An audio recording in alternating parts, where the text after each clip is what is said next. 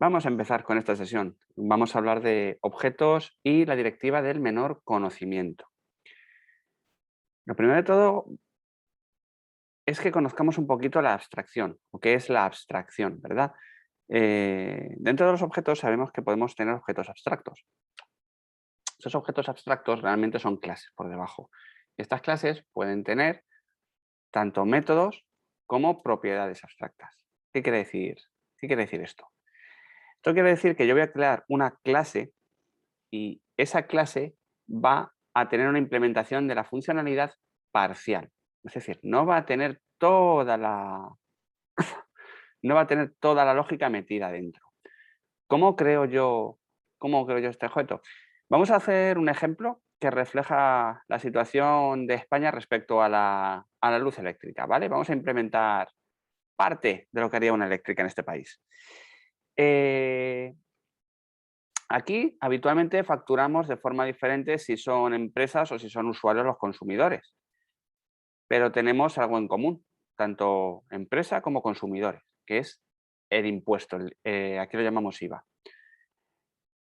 Así que vamos a crearnos una clase con un constructor que nos diga que estamos en esa clase, con una función, perdón, que nos dé el porcentaje del impuesto y una función que calcule el precio más el impuesto. Pero no lo vamos a implementar todo en una única clase, sino que vamos a delegar partes a otra clase. ¿Cómo lo hacemos? Que esto suena así muy lioso. Voy a crear una nueva clase, le voy a llamar factura eléctrica. Voy a crear una variable aquí que se llame impuesto, el 21%, y una función que me calcule el impuesto. Doble obtener impuesto, doble precio, y esto que me devuelva el precio por el impuesto, perdón, entre 100. Vale, básicamente lo que hace esto es calcular cuánto hay que añadir de IVA o de tax. Bien, también voy a crearme una función que me genere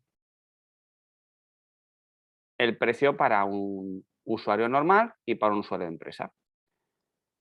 Public calcular precio usuario. Int, bueno, doble, sin parámetros. Return 0.55 más obtener impuesto de 0.55. Y public, calcular precio empresa, que va a devolver. Se me olvidó poner aquí el doble. Estamos devolviendo valores, doble. Que va a devolver pues lo mismo, pero con otro tipo de precios. Return 0.90 más obtener impuestos de 0.90. Si os dais cuenta aquí, prácticamente estoy duplicando el código. Mm, bueno, esto lo podría yo crear, abstraer en un único método, ¿no? En lugar de tener que conocer dos métodos, lo puedo crear en un único método. ¿Cómo puedo yo abstraer esto? Pues utilizando métodos abstractos. ¿Cómo es un método abstracto? Es un método que no tiene cuerpo porque lo voy a implementar en una clase derivada y cuya clase está declarada como abstracta. Vamos a verlo. Para declarar una clase como abstracta, lo único que tengo que hacer es ponerle perdón, un abstract delante. Además, las clases abstractas en Java tienen una singularidad, y es que yo si hago aquí factura eléctrica f igual new factura eléctrica, se va a quejar porque no podemos instanciar a una clase de tipo abstracto. Es decir, si yo quiero utilizar los métodos que me provee mi clase abstracta, tengo que crear una clase derivada que herede de ella e invocarla. Bueno, como tengo una clase abstracta, yo puedo dejar cierta lógica en esta clase y otra lógica sacarla de aquí. Y es exactamente lo que vamos a hacer. Como calcular precio de impuesto y calcular precio, perdón, como calcular precio usuario y calcular precio empresa son muy similares, yo las voy a sacar de aquí y voy a decirle que esta clase es muy genérica y que sean las que deriven las que calculen el precio. Si os dais cuenta, yo creo que un método abstracto. En lugar de tener este código aquí, calcular precio usuario, return 0.55, patatín, patatán, no. Lo que hago en mi clase abstracta es declarar un método abstracto. Y le digo, bueno, tengo el código genérico que es obtener impuesto, porque esto nunca va a variar, siempre es precio por impuesto entre sí. Pero quiero delegar, quiero abstraer cómo se calcula según lo que sea, porque si tiene partes variables, si os dais cuenta que es un 0,55, aquí es un 0,90, lo quiero abstraer. Pues nada, lo dejamos así. Decimos que calcular va a estar implementada por otra parte. ¿Cómo implemento yo ahora mi clase abstracta? Pues tengo que crearme una nueva clase no abstracta, una clase concreta. La voy a llamar factura eléctrica usuarios. Y le voy a decir que extiende a factura eléctrica. Esto es por convención. Cuando extendemos una clase le ponemos el nombre de la clase padre seguida de lo que vaya a continuación. Y ahora, para que esta clase compile, tengo que implementar todos los métodos abstractos de mi clase padre. ¿Qué métodos abstractos tengo en mi clase padre? Calcular, solamente ese. Pues nada, calcular. Fijaros que ya aquí me lo completa todo. Le voy a decir return a 0.55 más obtener impuesto de 0.55. Aquí. Y voy a crearme otra exactamente igual, pero para empresas. New, Java Class, factura eléctrica, empresas.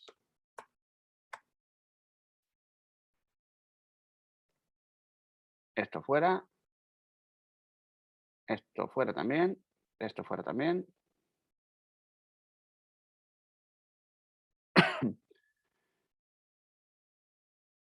Y me falta aquí el extends a factura eléctrica porque la estoy derivando. Bueno, y ya lo tendría hecho. Si os dais cuenta, en mi clase base, que es factura eléctrica, la he marcado como abstracta y le he dicho que vale, sí, va a tener un obtener impuesto que siempre va a ser genérico, pero que cómo se calculan los precios, yo no lo sé. Eso ya que se ocupe quien derive de mí. Yo le doy unos métodos como obtener impuestos y que sea otro el que lo derive. Si no siempre fuera el mismo impuesto, ¿qué tendría que hacer? Pues lo más lógico es que además esta función la pasará a abstracta. Por ejemplo, yo puedo inicializar el impuesto a 21 y al decirle abstract doble obtener impuesto. La declaro como abstracta, pero resulta que a las empresas, perdón, a los usuarios, se les va a aplicar un 21% y a los usuarios un 10%, perdón, y a las empresas un 21%. Pues yo tendría que hacer exactamente lo mismo. Tendría que volver a funcionar así y devolver 21 entre 100. Precio por 21 entre 100 aquí y lo mismo. Me voy a las empresas y lo tendría que implementar aquí. Aquí, por ejemplo, empresas un 21%, usuarios un 7%. Y ahora, ¿cómo puedo usar yo todo esto? Bueno, pues ya ahora aquí depende, ¿no? Aquí ya, como hemos comentado, yo no puedo instanciar una clase abstracta. Tengo que utilizar new factura eléctrica empresas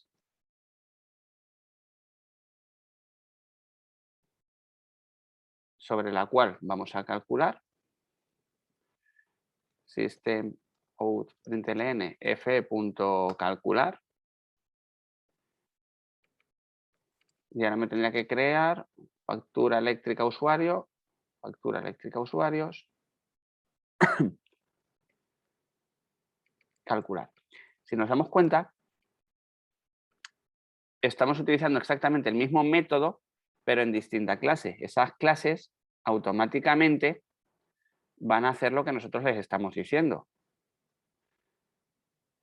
Y aquí hemos movido, bueno, hemos visto un poquito de lógica. Cuando yo tengo lógica que es inamovible, puedo jugar con esto y mover ciertos métodos a mi clase abstracta. En lugar de tenerlos implementados clase a clase, bueno, pues resulta que nos ponemos de acuerdo, para todos el IVA es el 21%, ya no sería necesario que tuviera eso aquí, ya no sería necesario que tuviera esto aquí, y podría mover esta lógica, que es común a todas las clases que van a derivar de mí, aquí arriba. Doble obtener impuesto aquí.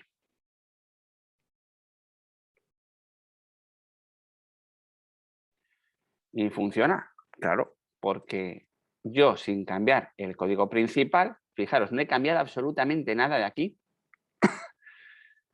Al ejecutar el código, les estoy diciendo lo que deberían calcular. Por cierto, me está devolviendo el mismo valor porque, porque ambos he puesto el mismo precio. Vamos a poner aquí un 0,10. Ahora, para que no me dé el mismo valor. Y para esto sirve la abstracción. Básicamente, con la abstracción lo que hacemos es que definimos una serie de métodos abstractos en una clase abstracta. Esos métodos abstractos tengo que implementarlos en clases derivadas, pero la clase abstracta, además de proveerme de métodos abstractos, me puede proveer de métodos concretos. Un método concreto es un método que está implementado dentro de la clase abstracta. Y tengo que tener en cuenta que la clase abstracta no la puedo instanciar. Siempre tendré que instanciar una clase derivada de la misma. ¿Qué más tenemos que hablar? De las clases. Bueno, tenemos que hablar de las de simetrías y de objetos y datos. Esto es un concepto muy sencillito y es que las clases deben devolver los métodos, los datos públicos a través de métodos, aunque eso lo encapsularemos ahora después. Básicamente, si una clase tiene X tipos de datos, yo tengo que tener X tipos de método para poder alterar esos datos de forma pública o privada. No voy a tener formas de manipular los datos si no es con estos propios objetos. Que esto lo vamos a ver un poquito mejor en encapsulación próximamente, en una próxima sesión. ¿Qué es de lo que sí vamos a aprender un poquito? Y es de la ley de Demeter.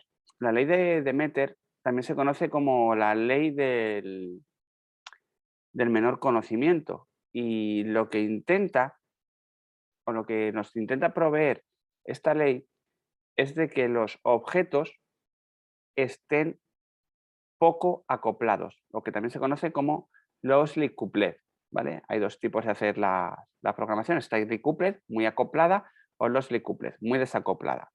¿Qué es lo que es el tightly coupled? Muy acoplado. Pues significa que dentro de una clase yo tengo muchas dependencias con otras clases. Y esas clases a su vez con otras clases, que a su vez lo tienen con otras clases. Y si yo cambio una de estas clases intermedias, puedo tener problemas en las que a mí me invocan y a las que yo invoco. Eso sería muy acoplado. Lo que se intenta cuando desarrollamos es que no haya esta cohesión tan fuerte, que sea loosely coupled, que tengan poca cohesión. ¿Y cómo podemos implementar unas funciones con poca cohesión? Siguiendo 4 principios de la ley de Demeter. Vamos a volver a nuestra famosa clase de usuarios. ¿Y cuáles son estos 4 principios de la ley de Demeter? Dice que dentro de un método, public void mi método, dentro de un método yo puedo tener 4 tipos de relaciones. La primera, yo puedo relacionarme con mi propio objeto. Private int contador. Yo puedo relacionarme con un objeto de mi método. mi método punto contador. Esto lo cumple, porque me estoy relacionando con, perdona, así, con disc.contador. Sé que está en un error de sintaxis porque no lo estoy cumpliendo, porque estoy poniendo esto a saco, no lo estoy asignando ni nada, pero lo estoy cumpliendo. Quiero que quede claro. Estoy relacionándome con un objeto dentro de mi propio objeto, con la propiedad contador dentro de mi propio objeto. La segunda cosa que nos permite es que yo me relacione con un argumento de mi función. Aquí también lo estoy cumpliendo. Estoy asignando a un objeto a una propiedad de mi objeto un valor que me pasan como parámetro. Yo puedo relacionarme también con los parámetros de mi función.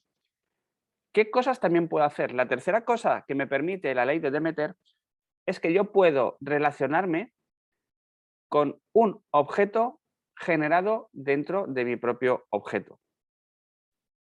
¿Cómo es esto? Bueno, vamos a crearnos un nuevo ArrayList. Es un objeto, ¿verdad? ArrayList, strings. Lista, por ponerle algún nombre, es un nuevo ArrayList. Si os damos cuenta, es un nuevo objeto, un objeto del tipo ArrayList. Bueno, yo también puedo relacionarme con él. Esto es lo que me quiere decir. Y por último, invocarme a mí mismo, que es crearme a mí mismo como objeto. Contador, por meterle aquí algo que se ponga en verde. Ahí. Y esto es lo que dice el señor Demeter. Entonces, ¿qué es lo que no vamos a hacer? Esto es lo que no vamos a hacer. Voy a poner aquí como ejemplo. Objeto cosa igual new cosa. Cosa.getValores. .getElementos. .getSuperficiales. Esto es lo que no nos permite hacer. ¿Por qué? Porque estamos dependiendo del método getValores de otra clase que a su vez depende del método getElementos de vete a saber dónde, porque este getElementos tampoco tenemos claro qué es lo que obtiene y de dónde, y getSuperficiales tampoco podríamos utilizarlo porque pertenece aquí que a su vez pertenece aquí. Esto sería tightly coupled, es decir, estamos invocando unas funciones que vienen de otros objetos que a su vez pueden venir de otros objetos. Yo podría, por el contrario, hacer cosa.valores.elementos.superficiales. Mirad, esto sí está permitido. Esta parte sí está permitida, porque tenemos aquí propiedades, no objetos. Esto sí estaría permitido. Y la pregunta que suele surgir aquí es, Víctor, con el patrón builder estamos haciendo exactamente esto. Y no es así. Con el patrón builder no estamos haciendo exactamente esto. El patrón builder, ¿con quién se relaciona? Con su propio objeto, porque siempre estamos haciendo un return this. Y como siempre estamos haciendo un return this, entonces estamos cumpliendo la primera ley de Demeter. Un objeto se puede relacionar con su propio objeto. No se está relacionando con objetos ajenos, sino se está relacionando perdón, con el mismo. A esta ley también se le llama la ley de los amigos o no hablar con extraños. Es un poco de perogrullo, básicamente. Cualquier clase solamente debe relacionarse con las cosas que se han generado dentro de la propia clase y nunca delegar en cosas ajenas a la clase. Aquí se ve muy bien. GetValores es una instancia es un método de cosa aquí, pero yo no sé este getValores qué me está devolviendo, porque este getValores me permite invocar al método getElementos, es decir, posiblemente este getValores me esté devolviendo un new getElementos por debajo, que a su vez tiene por ahí una clase superficiales, tiene como muchas clases derivadas, mientras que aquí podemos acceder directamente a propiedades, esto sí está permitido. Esto no, porque son invocaciones de vete tú a saber dónde. Ojo, que la ley de Demeter diga esto no significa y nunca ha significado que todo se deba hacer a rajatabla. Por ejemplo, una forma de evitar que nos comuniquemos con muchísimos elementos ajenos al nuestro, ¿cuál sería? Utilizar un patrón mediador y que el mediador haga lo que tenga que hacer. Yo se lo paso al mediador y que el mediador me conteste. Como yo crearé una instancia de mediador en mi objeto y yo me puedo comunicar con lo que yo creo dentro de mi propio objeto, no tengo ningún problema. Pero bueno, como siempre digo, no hay que ser radicales en cómo implementar las cosas, cada cual que las implemente como buenamente pueda. Y también relacionados con objetos, tenemos que hablar de los DTOs. Los DTOs o Data Transfer Objects nos permiten obtener información de varias clases en una única llamada. Perdonad. Se utiliza muchísimo en el ámbito de las bases de datos. ¿Cómo se implementan los DTOs? Vamos a verlo, ¿vale? Vamos a hacer un DTO para que veáis lo que es. Vamos a implementarnos, vamos a crearnos una nueva carpeta aquí para poder separarlo. Directamente vamos a eliminar esto y ya está.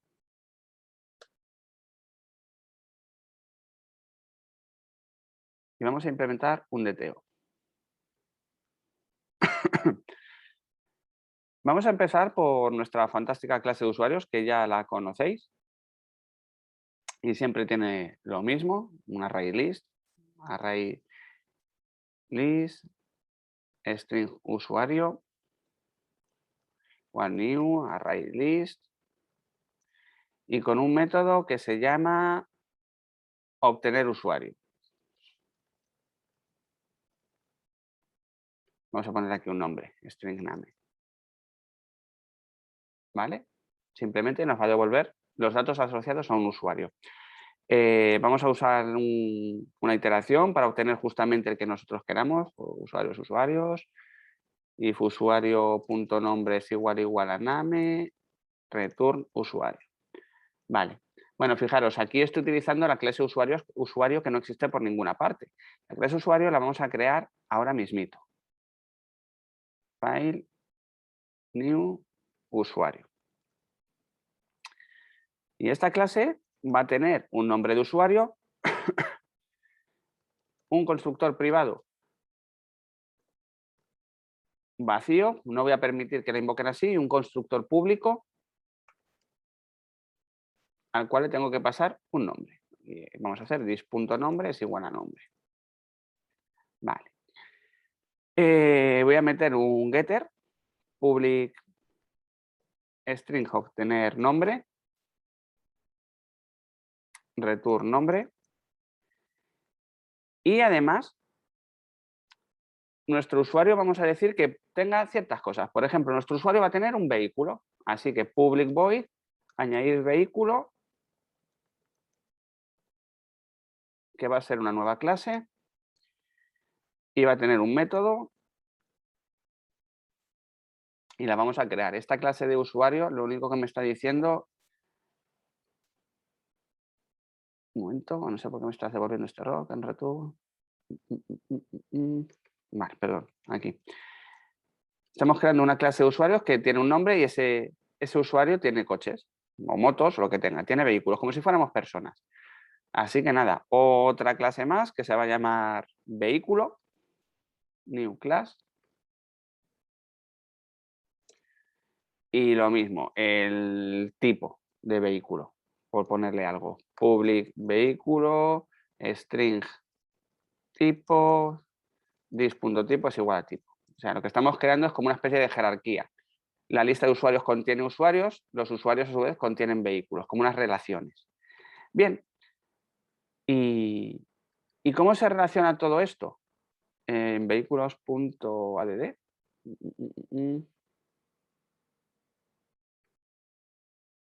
¿Cómo relacionamos todo esto? Bueno, vamos a crearnos en nuestro main, este main es el antiguo, una serie de código. Vamos a crearnos usuarios para rellenar nuestra lista de usuarios. Usuario igual a new usuario Pepe. Pepe. Nuestro usuario, Pepe, tiene un vehículo. ¿Y qué vehículo va a ser? Pues un vehículo del tipo coche.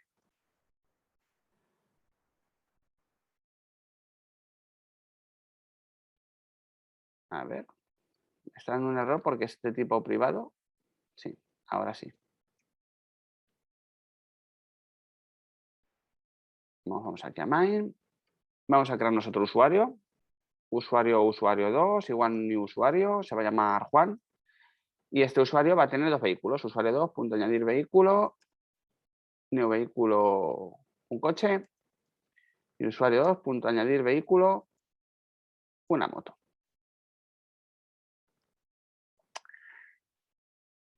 Y ahora vamos a invocar bueno, vamos a añadir la lista de usuarios que no hemos añadido. Usuarios igual new usuarios. Usuarios punto... A ver, no hemos creado la función de meter usuarios. Añadir, la hemos llamado, ¿no? A ver. Obtener usuarios. Me falta la función de añadir usuarios, no tengo función para meterla. Public void meter usuario. Usuarios.add. Vale, nos creamos la función para añadirlo a nuestro array list.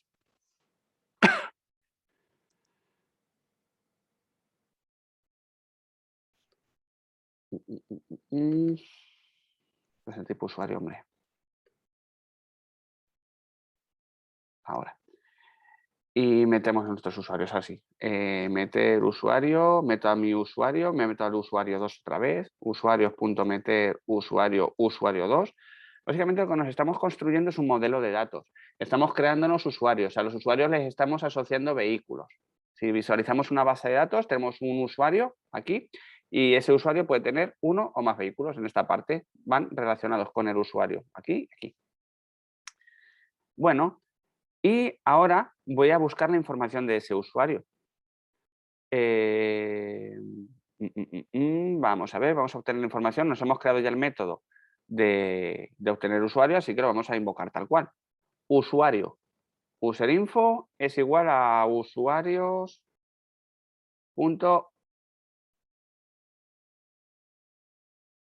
Usuarios.obtener usuario. ¿A quién voy a buscar? A Juan. ¿Vale? Lo que hacemos mediante obtener usuarios y nos damos a la clase es que recorremos toda nuestra lista interna y cuando encontramos un objeto, el objeto con el nombre del tipo que nos pasa nos lo devuelve, nada nuevo. Pero ahora yo tengo acceso directo a las propiedades de este objeto. Userinfo.nombre. Si os dais cuenta, sí, me está diciendo aquí que systemout.println userinfo.nombre. Ahí. Yo puedo acceder, fijaros, directamente a las propiedades. Esto es el modelo, pero también puedo acceder a sus propiedades del vehículo. For vehículo, vehículo. Dos puntos. Userinfo.vehículos. System.out.println vehículo.nombre y accedo como si fuera una relación de dependencia con este usuario. A ver, un momento, porque se me está...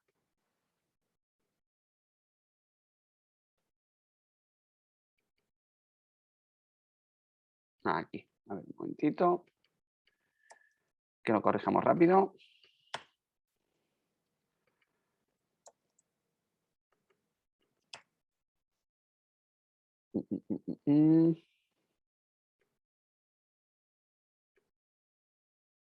Perdonad, esto no me debe estar dando ningún problema. Usuarios. La clase usuarios está bien implementada. Aquí. Vale, perdonad, ya está. Ahora sí. Yo puedo acceder directamente a la propiedad, añadir usuario. Y esto es lo que hace un DTO. Realmente es como si nos mapeásemos. Yo tengo un usuario, obtengo el usuario. Dentro del usuario tengo una serie de propiedades, pueden ser vehículos, pueden ser otras cosas, ¿no? Entonces es como un modelo relacional, por eso se llama Data Transfer Object, porque transferimos propiedades de un sitio hacia otro. ¿Cuál es una gran ventaja de utilizar un DTO? Bueno, pues en este caso yo podría aumentar mi modelo de datos, además de tener vehículos, un usuario, además de tener vehículos, ¿qué puede tener también? Puede tener, por ejemplo, mm, deportes. Por si voy a corregir esto, ¿vale? Dice que vehículo.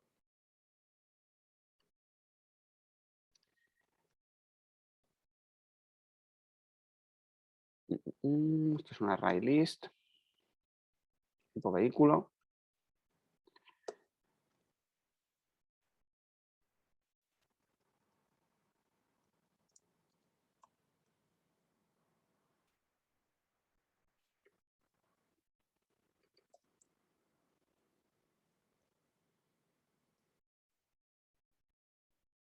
Ahí, lo añadamos. Puede tener deportes. Esos deportes pueden ser varios tipos, es decir, podemos crearnos una estructura de relaciones anidadas y con esa estructura de relaciones anidadas, pues podríamos crear estructuras de datos mucho más complejas. Vamos a ejecutar el código. A ver, estoy ejecutando el que no es. Sé que no se está viendo ahora mismo, ¿verdad? Aquí. Aquí. Si os dais cuenta, pone moto y coche. Entonces, aquí en main. Si os dais cuenta, user info, usuarios obtener usuario. Yo puedo imprimir el usuario que es, systemout.println, listando información de más userinfo.nombre. Vamos a darle al play otra vez. Y aquí listando información de Juan, moto y coche. Y fijaros, como con una única llamada, obtengo el usuario, pero además del usuario, obtengo también los datos de ese propio usuario. Es decir, puedo crearme estructuras o jerarquías bastante más complejas. Aquí, si lo hubiera implementado de forma más elegante, aquí tendríamos vehículos punto de motor y me daría únicamente los vehículos de motor de ese usuario. De la misma forma, en este caso lo estoy haciendo con array list para simplificar el código, pero esto se hace mucho, insisto, con bases de datos. Ya veréis cuando trabajéis con Hibernate cómo vais a poder hacer este tipo de cosas. Y nada, bueno, esto sería un poco la introducción a la directiva del menor conocimiento de los objetos, cómo transferir datos o cómo podemos obtener datos desde ellos, cómo abstraerlos y sus simetrías.